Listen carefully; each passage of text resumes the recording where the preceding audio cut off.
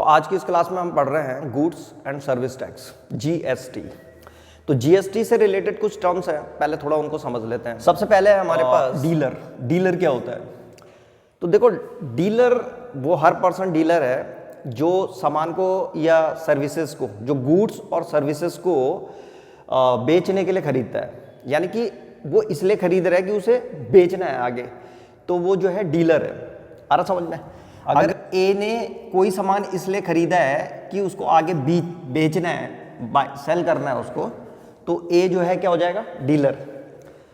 तुम लोग भी अगर सामान इसलिए खरीदते हो कि तुम लोगों को आगे बेचना है उसको, तो तुम डीलर हो। और अगर हमने उसको यूज करना है, मान लो सपोज करो कोई ब्रेड फैक्ट्री में जाता है और वहां से जो है ब्रेड लेता है, ठीक है, अपनी दुकान के लिए बेचने के लिए, तो वो तो हो गया डीलर। और अगर कोई खाने के लिए ले रहा है अपने खाने के लिए, तो वो हो गया कंज्यूमर। तो सिंपल सा फर्क होता है डीलर में और कंज्यूमर में। डीलर वो होता है जो इसलिए खरीदता है कि उसको आगे बेचना है, तो वो डीलर हो गया। इसके बाद है number 2, intra state sale. Intra state sale क्या होती है? तो जैसे मान लो कि किसी स्टेट में कोई सामान खरीदा गया और उसी स्टेट में बेच दिया गया, तो उसको बोलते हैं इंट्रा स्टेट सेल। जैसे सपोज करो कि मैं उत्तराखंड का निवासी हूँ, उत्तराखंड में रहता हूँ, तो मैंने उत्तराखंड में कुछ चीज़ खरीदी और उत्तराखंड में उसको बेच दिया, तो ये हो गया इंट्रा स्टेट सेल। ठीक है, तो जब किसी एक स्टेट में खरीद करके उसी स्टेट में बेच दिया जाता है सामान को, तो उसको बोलते हैं इंट्रा स्टेट सेल।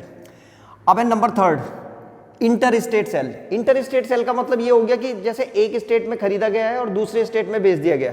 मान लो सपोज करो कि किसी ने उत्तर प्रदेश में कोई सामान खरीदा, एक स्टेट हो गया वो, और उसको मध्य प्रदेश में जा करके बेच दिया, एमपी में। समझ में आ रहा है ना? मान लो किसी ने यूपी से कोई सामान खरीदा उत्तर प्रदेश से, उत्तर प्रदेश में खरीदा और जो है उसको कहाँ बेच दिया? मध्य प्रदेश में, तो वो हो गया इंट्रा स्टेट सेल। उसको बोलते हैं इंट्रा स्टेट सेल। जब एक स्टेट से दूसरे स्टेट में कोई चीज़ बेची जाती है, तो वो इंट्रा स्टेट सेल हो गया। उसके बाद है हमारे पास इनपुट जीएसटी और आउटपुट जीएसटी। अब देखो, सबसे पहले स्टार्टिंग में हमने डीलर पढ़ा था। तो डीलर क्या करता है? पहले सामान को खरीदता है, काई के लिए? बेचने के लिए। तो खरीदते समय जो जीएसटी दिया जाता है उसको बोलते हैं इनपुट जीएसटी, और बेचते समय जो जीएसटी लिया जाता है किसी दूसरे से, उसको बोलते हैं आउटपुट जीएसटी। मान लो सपोज करो थोड़ी देर के लिए कि ए जो है एक डीलर है ये, और इसने कोई फैन खरीदा, पंखा खरीदा इसने बेचने के लिए। ठीक है, मान लो सपोज करो कि इसने जब खरीदा तो 1000 रुपीज़ का इसने एक फैन खरीदा, और इस पे मान लो सपोज करो कि इसने जो जीएसटी पेड किया, जीएसटी ये दिया इसने, मान लो सपोज करो 200 का जीएसटी दिया इसने खरीदते समय। अब इसने इसी इस फैन को जो है सेल कर दिया, बेच दिया उसने। तो मान लो उसने बेचा इसको 1500 का, 1500 जो है इसकी सेलिंग प्राइस है, एसपी, इतने में बेचा उसने। और बेचते समय सपोज करो कि उसने जीएसटी जो दिया था वो दिया इसने 300 रुपीज़। जो जीएसटी दिया इसने, मान लो 300 रुपीज़ दिया इसने जीएसटी। तो इसका जो इनपुट जीएसटी हुआ, जो इसने जो है क्या करा, जो इसने मतलब खरीदते समय दिया था वो था 200 रुपीज़, और जो इसने बेचते समय दिया वो 300 रुपीज़ है। तो इसको जो है आउटपुट जीएसटी बोलते हैं और इसको इनपुट जीएसटी बोलते हैं। दरअसल होता क्या है कि जब ये खरीदता है तो उस समय तो ये देता है, मतलब इसने जो है 1000 रुपीज़ दिए होंगे खरीदते समय और 200 इसने जीएसटी दिया होगा। और जब इसने बेचा होगा तो इसने 1500 रुपीज़ में जिसको बेचा होगा उसी से ये 300 रुपीज़ कलेक्ट किए होंगे, यानी कि उसने 1800 में बेचा होगा और खरीदा कितने में था? 1200 में। तो ये जो है 200 रुपीज़ उसने एज ए जीएसटी दिया है, ये इनपुट जीएसटी है, और ये उसने कलेक्ट किया था, तो ये आउटपुट जीएसटी है। तो ये इनपुट और आउटपुट जीएसटी हो गया। इसके बाद है हमारे पास type of tax under the GST. GST जो है कितने तरह का हो सकता है? तो जो जीएसटी होता है वो 3 तरह का होता है, 3 टाइप्स ऑफ जीएसटी। जीएसटी के कितने तरह का जीएसटी है? जीएसटी होते हैं 3 तरह का। नंबर 1, एक तो होता है इसमें सीजीएसटी। तो सीजीएसटी का मतलब, ये जीएसटी का मतलब हो गया goods and service tax. CGST का मतलब हो गया central goods and service tax. तो ये जो है सेंट्रल गवर्नमेंट को जाता है।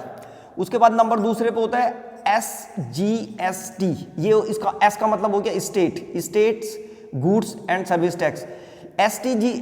एसजीएसटी को जो है यूटीजीएसटी भी बोलते हैं, या तो एसजीएसटी होगा या यूटीजीएसटी होगा।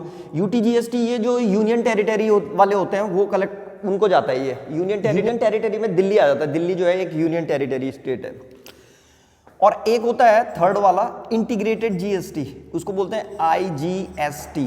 तो ये आईजीएसटी जो होता है ये integrated goods and service tax है। ये तब वसूल किया जाता है या तब लिया जाता है जब कोई सामान जो है, जैसे मान लो इंडिया से बाहर किसी दूसरे देश में जा रहा है या किसी एक स्टेट से दूसरे स्टेट में जा रहा है, उस समय जो है integrated goods and service tax लगता है और ये सारा का सारा सेंट्रल गवर्नमेंट को जाता है।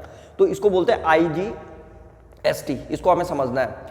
या जैसे आईजीएसटी तब भी पड़ता है जैसे मान लो सपोज करो कि किसी ने कोई चीज़ यूपी में खरीदी, उत्तर प्रदेश में, और मध्य प्रदेश में जाकर के भेज दी उसको एमपी में, तो ऐसे कंडीशन में भी आईजीएसटी लगता है, integrated goods and service tax, और ये जो है सारा का सारा सेंट्रल गवर्नमेंट को मिलता है। तो कब लगता है आईजीएसटी?